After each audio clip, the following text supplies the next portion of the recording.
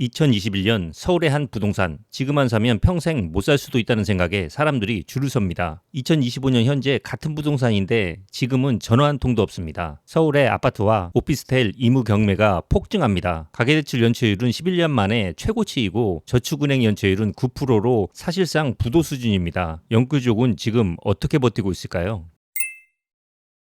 한국인들에게 부동산이라는 의미는 매우 크죠. 같은 월급 받으면서 같은 회사 다녔는데 누구는 서울 강남에 집 사서 부자 되고 누구는 경기도 외곽에 집 사서 10년 동안 집값이 하나도 안 올랐습니다. 버는 돈은 똑같았는데 10년이 지난 시점에서 느껴지는 부의 차이는 정말 큽니다. 2000년대 초반까지 1억만 모으면 집장만 하고 집값이 오르면 부자 된다고 했었는데 지금은 택도 없죠. 사는 것 자체가 불가능하니까 이게 말이 안 되죠. 지금 2030 세대는 사실 한숨만 나옵니다. 집 사는 거 포기한 지는 오래입니다. 집값이 계속 오르는 상황만 지켜보았던 지금의 30대들은 지금이 아니면 살 수가 없겠다는 생각에 무리해서 집을 사기 시작했고 그 후유증이 폭발하기 시작합니다. 2023년부터 아파트 매매 거래 비중에서 30대가 26.7%로 전연령에서 1위를 찍습니다. 비중이 계속 증가해서 2025년 9월 기준 36.7%까지 올라갑니다. 돈이 있어서 산 게 아니고 이렇게 오르면 평생 집은 꿈도 못 꾸겠다는 생각에 마음이 급해져서 그야말로 영끌을 한 거죠. 1990년생이 지금 30대 중반인데 20대 중반이었던 2015년부터 경제나 부동산에 관심을 가지기 시작합니다. 이 시기에 부동산이 무섭게 올랐죠. 그 모든 과정을 지켜봤고 금리도 저금리였습니다. 30대들은 당연히 계속 오를 거라고 생각했고 금리는 신경도 안 썼습니다. 전혀 오르는 걸 본 경험이 없었으니까요. 25년 5월 말 기준 국내 은행 대출 연체율이 0.64%로 2016년 11월 말 이후 최고치라고 합니다. 더 심각한 곳은 저축은행입니다. 1분기 평균 연체율이 9%로 사실상 부도나 다름없는 수준입니다. 카드사 연체율도 20년 만에 최고치를 기록합니다. 카드로는 자영업자, 소상공인, 영끌족이 마지막으로 기댈 수 있는 곳인데 여기서 밀리면 더 이상 돌려막을 방법도 없습니다. 부동산이 올랐다고 하는데 이것도 서울과 경기 특정 지역에만 해당되는 이야기고 그나마 거래가 거의 없는 상태에서 일부 인기 지역만 오르다 보니까 사실 30대들이 많이 투자한 노도강이나 경기 외곽은 오르지도 않았습니다. 지금 부동산 대책도 찬물을 끼얹었죠. 거기다 기준금리는 낮은데 은행금리는 계속 올라갑니다. 싸게 받아야 4% 초반대고 5, 6%대가 기본입니다. 이런 상황에서 경기까지 안 좋아지니까 영끌에 산 아파트가 경매로 넘어가고 있는 겁니다. 가계부채가 걱정될 정도로 너무 많으니까 대출을 조이는 건 이해를 하겠는데 기준금리는 그대로인데 은행에서 금리를 왜 올리는지 정말 이해가 안 됩니다. 지금의 30대 이하는 저금리와 집값이 오르는 것만 계속 받겠지만 사실 계속 그렇지는 않았습니다. 1999년부터 현재까지 기준금리 변동표인데 2000년대 초는 정말 높았죠. 기준금리가 5%가 넘으면 시중금리는 7% 정도로 봐야 되거든요. 2000년대 초반에는 집을 사라고 해도 안 샀습니다. 다 그냥 전세 살았죠. 일본 사례를 봐라. 인구는 줄어드는데 집값이 어떻게 오르겠냐. 집값 오르는 시기는 다 지났다. 전문가들이 이렇게 말했습니다. 지금 생각하면 말도 안 되는 소리라고 생각하겠지만 정말 당시에는 그랬습니다. 사실 전문가를 믿을 게 못 되는 게 부동산 토론하면 오를 거라는 사람 한 명, 내릴 거라는 사람 한 명 나와서 토론을 하는데 누가 전문가인가요? 둘 중 하나는 무조건 틀리는 건데 우린 이걸 보고 있죠. 주식도 전문가들 말 듣고 사서 이득 본 분들 얼마나 계신가요? 주식 채널 보면 댓글을 막아놓은 곳이 대부분입니다. 심지어 이름 있는 케이블 채널들까지도 그런 곳이 많습니다. 얼마나 욕을 먹었으면 이걸 막아놨겠습니까? 투자는 본인이 정말 신중하게 판단해야 됩니다. 최근 한 달 사이에 주택담보대출 고정금리가 0.4포인트 넘게 뛰었습니다. 4억 대출 기준으로 0.4포인트 오른다는 건 매년 이자로 160만 원이 사라진다는 겁니다. 더 무서운 건 혼합형 고정금리죠. 그동안 안전벨트처럼 여겨졌던 고정금리조차 뛰기 시작했습니다. 신용대출 금리도 예외가 아닙니다. 상당금리가 단 일주일 만에 0.19포인트 오릅니다. 이건 정말 이상한 속도죠. 소비는 어떨까요? 역사상 최초로 2년 연속 소비가 감소했습니다. 2023년부터 계속 감소합니다. 통계를 집계한 이래 처음 있는 일이라고 합니다. 2025년도 감소할 것으로 보이는데 그러면 3년 연속입니다. IMF 때도 2년 연속 소비가 감소한 적은 없었다고 합니다. 2024년 1월부터 11월까지 소매 판매액 지수는 2003년 카드 대란 이후 21년 만에 가장 큰 낙폭을 보였습니다. 2025년 5월 연휴가 많았던 달에도 신용카드 이용 금액이 1년 전보다 무려 12% 이상 감소했습니다. 직장인 커뮤니티에는 이런 말들이 많이 올라옵니다. 저축을 아예 못하고 있어요. 매달 이자에 세금 내면 통장이 마이너스예요. 정말 집은 포기해야 되는 걸까요? 집 없고 대출 없는 사람이 가장 부러워요. 2020년부터 2021년 주택담보대출 금리가 연 2% 수준이었습니다. 5년 고정이 대부분 가장 긴 거고 그 이후에는 변동금리로 전환되는 혼합형 상품이 많았죠. 당시 사람들은 이렇게 생각했습니다. 금리 낮을 때 최대한 대출받고 5년 후는 그때 나에게 책임을 미루자. 2025년 그 시한폭탄이 터지기 시작합니다. 5년 고정 기간이 만료되면서 변동금리로 전환되기 시작한 겁니다. 이자가 2%에서 4에서 5%로 2배 이상 상승했습니다. 현재 주담대 혼합형 금리는 연 4.12에서 6.2% 정도로 형성되어 있습니다. 3억 대출 기준으로 보면 과거 월 이자는 50만 원 정도였는데 현재는 월 이자가 100만 원에서 125만 원, 매월 50에서 75만 원이 추가로 빠져나갑니다. 11월 경매 건수가 592건, 주말 빼면 하루 평균 약 20건이 넘습니다. 임의 경매는 3개월 이상 연체한 경우 강제로 진행되는 절차입니다. 연체 2개월 되면 은행은 대출금 전액 일시 상환을 요구합니다. 연체 3개월이 넘어가면 은행은 법원에 경매를 신청합니다. 법원 절차를 거쳐 실제 경매 법정에 매물이 나오는 것은 연체 시작 후에 8에서 10개월 뒤 정도입니다. 무섭게 빠르게 진행되죠. 이제는 팔고 싶어도 못 팝니다. 부동산 대책으로 주택 매각이 정말 어렵게 됐거든요. 이자도 못 갚고 연체하고 경매 넘어가고 신용불량 되고 이게 지금 벌어지고 있는 일입니다. 한 30대 직장인은 2021년 인천의 신축 아파트를 4억에 매수했습니다. 대출 3억 2천, 2% 금리에 5년 고정 조건이었죠. 2025년 2%에서 5%로 금리가 전환됩니다. 과거 월 이자는 53만 원이었습니다. 현재 월 이자는 133만 원, 80만 원이 증가한 겁니다. 월급의 절반이 이자로 나갑니다. 집값은 그대로입니다. 매달 이자를 보면 멍해집니다. 지금 팔아봐야 빚만 남죠. 30대 후반 직장인은 성실하게 일해서 1억 5천을 모았습니다. 고정적인 현금 흐름을 만들 수 있는 방법을 찾다가 유튜브에서 지식산업센터 투자를 알게 됩니다. 고민을 하다가 5억 원 상당 지식산업센터를 분양받았습니다. 1억 5천 외에 나머지는 대출로 마련합니다. 분양사는 이렇게 말합니다. 임대가 자유롭게 가능하다. 주변에 수요가 많아서 잘 나간다. 주거용으로도 사용할 수 있다. 2년 후에 완공이 됩니다. 등기치고 대출 3억 5천을 받았습니다. 그런데 예상과는 달리 수요가 아예 없습니다. 주변에 비슷한 지식산업센터가 너무 많이 생겼죠. 더 큰 문제는 업종 제한이었습니다. 제조업, 정보통신업 등 제한된 업종만 입주할 수 있었거든요. 결국 임대료를 싸게 해서 입주업체를 겨우 받습니다. 월 대출이자는 200만 원인데 실제 월세 수익은 100만 원입니다. 매달 100만 원씩 적자입니다. 그나마 임대를 줄 수 있어서 이분은 다행이었습니다. 다른 곳들은 대부분 텅텅 비어있죠. 이자는 기본이고 사무실 관리비까지 꼬박꼬박 내야 되니까 이러다 결국 경매에 넘어가죠. 그런데 앞으로가 더 문제입니다. 2020년부터 2022년까지 대출받은 사람들의 5년 고정 이자 만료가 본격화됩니다. 현재는 2020년 초반 대출자들만 전환되고 있습니다. 2026년, 2027년에는 2021년, 2022년 대출자들이 대거 전환됩니다. 규모는 현재의 3배에서 4배 정도로 예상됩니다. 경매 물건 폭증은 이제 시작입니다. 여기에 부동산 PF 부실, 건설사 유동성 위기, 은행 부실 위험, 전세보증금 사고 우려까지 겹칩니다. 금융권에서는 이런 말을 합니다. 이자에 가장 먼저 무너지는 건 영끌족이고 그 다음은 건설사다. 실제로 몇몇 지방 건설사들은 자금 흐름이 이미 끊겼습니다. 일본식 장기 침체가 우려되는 이유입니다. 과거와 현재는 다릅니다. 과거 고성장 시기에는 부동산이 무조건 상승했습니다. 아무거나 사도 올랐죠. 대출을 껴서 사도 고생한 보람이 있었습니다. 하지만 현재 저성장기에는 다릅니다. 성장이 멈췄고 출산율은 저하되고 소득은 정체됐습니다. 버블이 터질 가능성이 높습니다. 사실 이미 너무 많이 올랐죠. 영끌은 정말 신중해야 됩니다. 실패했을 때 타격이 너무나 큽니다. 그 책임은 오로지 본인이 져야 합니다. 여러분들의 생각은 어떠신가요? 소중한 의견을 댓글로 남겨주세요. 영상이 도움이 되셨다면 좋아요와 구독 부탁드리겠습니다. 이상 파고파였습니다.